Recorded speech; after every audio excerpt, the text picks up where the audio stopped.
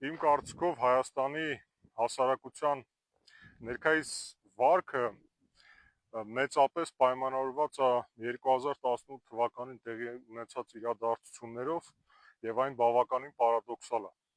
Խնդիրը նրանում է, որ բնակչության մեծ մասը այդ իրադարձություններին մասնակցել է, այդ մասնակցածների ճնշող մեծամասնությունը դժգոհ են արդյունքներից եւ մեղմ ասած հիասթափված են, սակայն ներկայիս պասիվությունը թելադրվում է նրանով, որ կա ամրացած մի կարծրատիպ, որ թե այդ իրադարձությունները, թե հետագա զարգացումները պայմանավորված են աշխարհաքաղաքական իրադարձություններով եւ հիմնականում թելադրվել են գեոքաղաքական հզոր ուժերով։ Կոպիտ ասած, Ամերիկան, Ռուսաստանը, չգիտեմ, Չինաստանը, Թուրքիան թեկուզ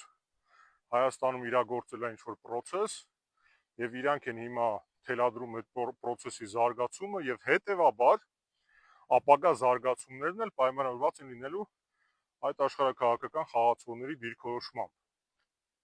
ինչն էլ իր հերթին դրդում է մարդկանց լինել պասիվ, որտեղ ինչ իմաստ ունի քաղաքացիական ակտիվություն դրսևորել, եթե մեկը ամեն ինչ որոշված է, կոպիտ ասած, կամ եթե որոշված էլ չի, որոշվելու է ոչ թե Հայաստանում, այլ այդ հզոր խաղացողների խաղասեղանին։ Իրականությունը, ինչպես միշտ, շատ ավելի պարզունակ է ու դաժան եւ մեծ առումով բարդ չի այդ իրականությունը։ Խնդիրը նրանում է, որ մեր հասարակությունը չի ուզում ոչ թե ընկալել, ես վստահ եմ գոնե ենթագիտակցական մակարդակով ընկալում են, չի ուզում ընդունել այն պարզ ճշմարտությունը, որ եթե նույնիսկ օտար ուժերի դրդմամբ ինչ-որ պրոցես է տեղի ունենում Հայաստանում, այդ միակ օտար ուժը, որ օբյեկտիվորեն իրոք ունի լծակներ եւ ամեն ձև ցույց է տվել այդ լծակները, դա Ադրբեջանն է։ Ադրբեջանն է, որ այս տարածաշրջանում եւ Հայաստանում մասնավորապես ուներ պլան եւ այդ պլանով առաջ է գնում։ Ոչ Արևմուտքը, ոչ Ռուսաստանը, ոչ այլ խաղացողներ հստակ պլանով առաջ չեն գնացել։ Նրանք խաղացել են սիտուատիվ եւ հիմա էլ խաղում են սիտուատիվ։ Ինչ անում Թրամփը։ Թրամփը ընդամենը ուզում է, որ իր անունը շոշափվի։ Ընդ որում աշխարհով մեկ։ Սա է պատճառը, որ ամեն տեղ նա պնդում է, որ խաղաղություն է հաստատում կոնֆլիկտներում, որտեղ կամ այդ կոնֆլիկտը չի եղել, կամ այդ խաղաղությունը չի հաստատվել։ Ալիևը օրինակ դա շատ լավ հասկանում է, բոլորն են շատ լավ իրականում հասկանում, եւ ով կարում է այդ առումով առաջարկ անում Թրամփին։ Նախ Սաուդյան Արաբիայի արքայազնը գնացել է, ասել է 1 տրիլիոն ներդրում եմ անում Ամերիկայում։ Թրամփը իրան ընդունել է, շատ անհարմար հարցերից զերծ է պահել, զուտ որ տեղեկատվական դաշտում հնչի Թրամփի անունը որպես մարդ, ով տրիլիոնավոր ներդրումներ է բերում։ Նույնը արել է Ուզբեկիստանի նախագահը օրինակ։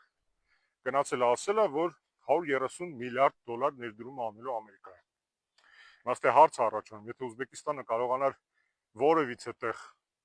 130 միլիարդ դոլար ներդրում աներ, երևի Ամերիկայի կարիքը այդքան չէր ունենա։ Այս մարդիկ ուղղակի հասկանում են, որ դե բան է, պետք է ասվի, Թրամփին էլ պետք է որ դա ասվի, գնում ասում են։ Բայց Թրամփին մնացել է 2 տարի ժամանակ, նա չի վեր ընտրվելու, որտեղ սա իր երկրորդ սրոքն է։ Ասում են ինչ որ իրան պետք է, ստանում են ինչ որ լոյալ վերաբերմունք, շարից փորձանքից հեռու, որ անում են գնում է։ Նույնը տեղի ունենում ամբողջ աշխարհում։ Իրականում Ռուսաստանի դիրքորոշումն էլ նույնն է։ Հենց Հայաստանի օրինակով ակներև է, որ մեծ առումով Մոսկվան օքեյ է Հայաստանում տեղի ունեցող բոլոր process-ների հետ, ամենայն դեպս դրան դեմ գնացող որևէ ծրագիր չունի։ Իրանց գերակայությունը այն է, որ իրանց շեֆին խայտարակ չանեն, շատ։ Կոպիտ ասած, կա ինչ-որ ԵԱՏ-ի մի նիստին մասնակցի, եթե պետք է հեծը վերցնես վեկա, կաթողիկոս հանես հանի, թազն կգա թազի հետ կաշխատեն։ Երեկվա Մարիա Զախարովայի պատասխանը, համապատասխան հարցադրմանը դրա մասին էր։ Նա ասաց, որ նոր մենեջմենտը կգա, հույս արտահայտեց, որ հեծի նոր մենեջմենտը նույն արդյունավետությամբ կաշխատի ինչ նախկինը, դիպլոմատիկ լեզվով դա ըստ էության նշանակում է, որ մեր համար էական չի ով լինել։ Գլոբալ թատերաբեմում իրականում բոլորի մոտ սպասողական վիճակ է։ Իմ կարծիքով բոլորը ուզում են սպասեն տեսնեն այս Չինաստանի տնտեսական բլիցկրիգը ինչով կավարտվի։ Տնտեսությունը չինացիք դրել են սուբսիդիայի վրա, այդ սուբսիդիաների հաշվին ամբողջ աշխարհում մեկ շուկաներ են գրավում, Mercedes-ի նման գիգանտին շարքից հանում են, բոլորը ուզում են սպասեն տեսնեն ինչ կլինի մի տարի, երկու տարի հետո, երբ որ այդ սուբսիդիաները կավարտեն եւ կկարողանա Չինաստանը արդյոք պահել այդ տնտեսական բլիցկրիգից արձանագրված հաջողությունները։ Հետևաբար բոլոր տարածաշրջաններում Ամերիկայի նման հեգեմոնը հետ քայլ է անում։ Եթե վերանանք գլոբալ թատերաբեմի գեր տերություններից եւ անցնենք տարածաշրջանային, իրականում մեր տարածաշրջանում կա 3 տերություն, դա Ռուսաստանը, Թուրքիան եւ Իրանն է, ու քիչ թե շատ adekvat վերլուծությամբ բարձ կլինի, որ թե Իրանը, թե Թուրքիան եւ թե ինչպես արդեն ասացի Ռուսաստանը Հայաստանի տարածքում այս պահին ծրագիր չունեն, պլան չունեն, ըստ որի նրանք շարժվում են։ Միակը, ով մեր տարածաշրջանում ունի պլան, ծրագիր եւ այդ ծրագիրը իրագործում է, դա Ալիևն է։ Մեր հասարակությունը դա չի ուզում ընդունի, թեպետ դա օբյեկտիվ իրականություն է։ Եվ չի ուզում ընդունի նախ եւ առաջ իմ կարծիքով մեր առատավոր հպարտության պատճառով։ Որովհետեւ երբ որ դու պարտվում ես Ամերիկային կամ Եվրոպային կամ Ռուսաստանի հյուսած դավադրությանը, դա ինչ որ առումով պատվաբեր է, էլի թշնամիտ կամ հակառակորդը թզոր գերտերությունը։ Շատ ավելի դժվար է անցալել, որ դու պարտվել ես Ադրբեջանին, որը դու զխոսանք աշխարհի գերտերություններից մեկը չէ։ Միջդեռ դա է վկայում իրականությունը։ Օրինակ Հական Ֆիդանը ամեն անգամ, երբ որ ելնում ասում է Հայաստանի հետ հարաբերությունները կկարգավորեն միայն երբ Ադրբեջանը դրա հետ օքեյ լինի,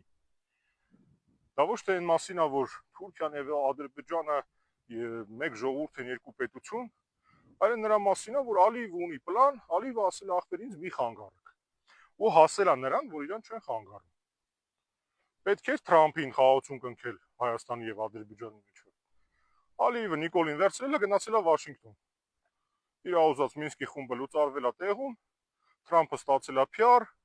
Ալիևը ստացել է գոհ Թրամփ, Հայաստանը ստացել է այն, որ Նիկոլ Փաշինյանը ընտրություններից առաջ կարա գլուխ գովա, ասի, որ խաղացում է բերել։ Ուներ պլան, պլանը իրագործել է, հասել է նպատակին։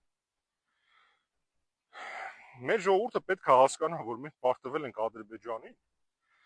եւ որ Ադրբեջանի հետ մրցակցության մեջ որևէ գերտերության դաբրո մեզ չի փրկելու։ Եվ գերտերությունները առնվազն այս պահին եւ շատ հնարավոր է մոտակա տասնամյակներին այդ պլանը չեն ունենալու։ Հիմա հասարակությունը երկու մասի է բաժանվել։ Ստվար զանգվածը համարելով, որ այս ամեն ինչ աշխարհակաղակական պայքարը пассивանում է, քաղաքացիական ակտիվություն չի դրսևորում։ Մի շատ փոքր մաս որոշել է տարատեսակ աշխարհակաղակական կենտրոններից դաբրում ուրալով մի բան փորձի անի։ Նույն բանը անում են թե ռուսամետները, թե եվրոպամետները, թե ամերիկամետները։ Եվրոպամետները ինչ որ արժեքների մասին են խոսում, դեմոկրատիա, բան, որ մենք Եվրոպայի հետ ինչ որ քաղաքակրթական նույն հարթակում ենք։ Իրանց բոլորին ուզում եմ հիշեցնել, որ Սիրիայի ներկայիս նախագահը Ջեփհաթ ալ-Նուսրա ահաբեկչական կառույցի ղեկավարն է, ով ժամանակին ուղիղ եթերով մարդկանց գլուխ էր կտրում։ Հիմա այդ նույն բանը նա անում է արդեն միջնորդավորված, իր զինվորներն են անում։ Հիմա բայց դա չի խանգարում ոչ ամերիկացիքին, ոչ եվրոպացիքին այդ մարդուն ջերմորեն ընդունել, պնդել, որ նա ժողովրդավարական բաստիոն է մերձավոր արևելքում եւ որևէ խնդիր իր այդ չունեն։ Այսինքն այդ քաղաքակրթություն, այդ արժեքային համակարգ, այդ ամեն ինչը մեծ առումով ֆուֆլո է։ Կա ռեալ պոլիտիկ։ Ռեալ պոլիտիկում եվրոպացիք նույնպես սպասում են տեսնեն աշխարհը ինչ է լինելու։ Իրանք պլան չունեն։ Եվ հետեւաբար փորձում են հարաբերությունները պահեն թե Սիրիայի ահաբեկչական կառույցի ղեկավարի հետ, թե Հայաստանի։ Դա է պատճառը, որ Նիկոլ Փաշինյանի ցանկացած ահաբեկչական գործողություն որևիցե արձագանք չի գտնում եվրոպացի մարդասերների մոտ։ Ստեղծված իրավիճակում այն մարդիկ, ովքեր իրոք ուզում են Հայաստանին շանս տալ գոյատևելու, պետք է հասկանան, որ կա 3 միլիոնանոց մարդկանց խումբ, որոնք այս կամ այն պատճառներով ինքնագերեվարվել են։ Իրանք գերի են դարձել սեփական կարծրատիպերի, սեփական բարդույթների եւ սեփական մեղքերի, որոնց չեն ուզում ապաշխարեն։ Այդ մեկ։ Երկրորդը, նույնիսկ եթե գտնվեն մարդիկ, ովքեր որ պատրաստ են ազատվեն սեփական շղթաներից, այն շղթաներից, որոնք իրանք են իրենց գաղափարել, այդ մարդիկ պետք է աշխատեն պարտիզանական տրամաբանությամբ։ Իրանց մարտավարությունը պետք է լինի ներկայիս օկուպացիոն ռեժիմի գործունեությունը սաբոտաժի ենթարկել պարտիզանական պայքարի կանոններով, որովհետև եթե կա դաբրո, որով Հայաստանում կարաս ինչ-որ գործողություն անես, այս պահին այդ դաբրոն տալիս է մենակ Ալիևը, ու այդ դաբրոն ինքը տվել է Նիկոլին։ Հիմա, եթե գրեհկության աստիճանի պրագմատիկ նայենք իրավիճակին, կամ պետք է հայտնվի մեկը, ով Ալիևից կխլի Նիկոլի դաբրոն, այսինքն կլինի ավելի լավ Նիկոլ, քան Նիկոլն է, որը բնական է Հայաստանին ոչ մի լավ բան չի սուլի, կամ պետք է շարժվի պարտիզանական պայքարի կանոններով, որպես գերակայություն ունենալով մեր ինքնագերեվարված ժողովրդին ազատագրելը սեփական շղթաներից։